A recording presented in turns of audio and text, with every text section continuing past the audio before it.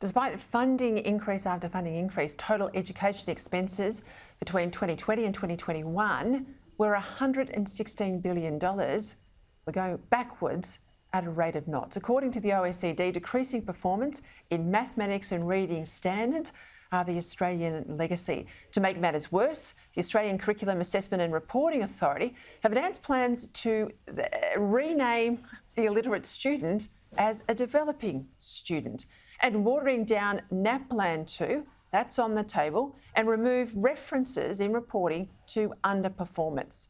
Joining me now, Australian Catholic University Senior Fellow, a great educator himself, Dr. Kevin Donnelly.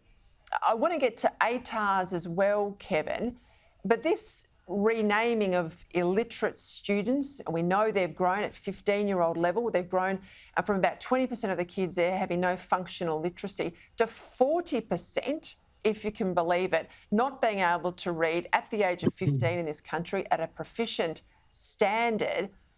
This is Orwellian not to own up to the fact that that's where we're up to. It is, Peter, and you're quite right. If you look at the international testing, whether it's TIMSS or PISA, we're going backwards despite the additional billions invested.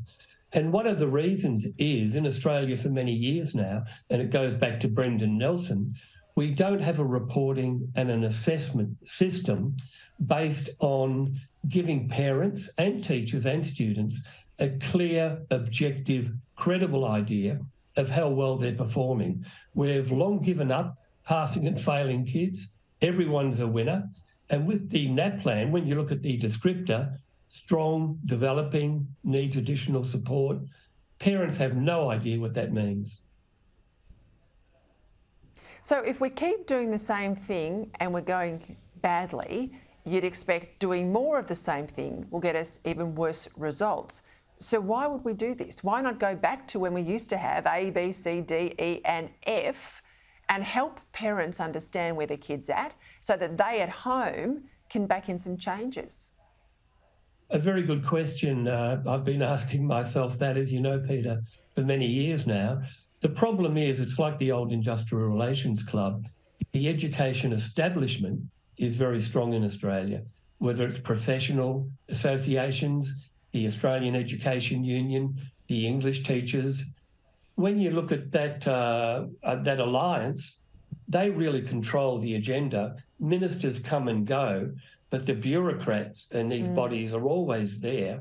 And for many years, they've pushed the agenda that you get away from summative assessment, where it's marked 10 out of 10, where 4 means fail, or descriptive A to E, where E means fail.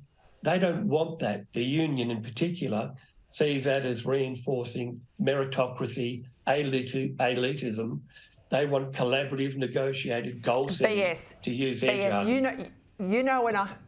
You know and I know why they don't want that, because then you'd be able to benchmark teachers. You'd be able to say, well, you know, Mrs. Brown in 9E has 7 kids that have failed, whereas Mr. Jones in 9F has got all of his kids over the line.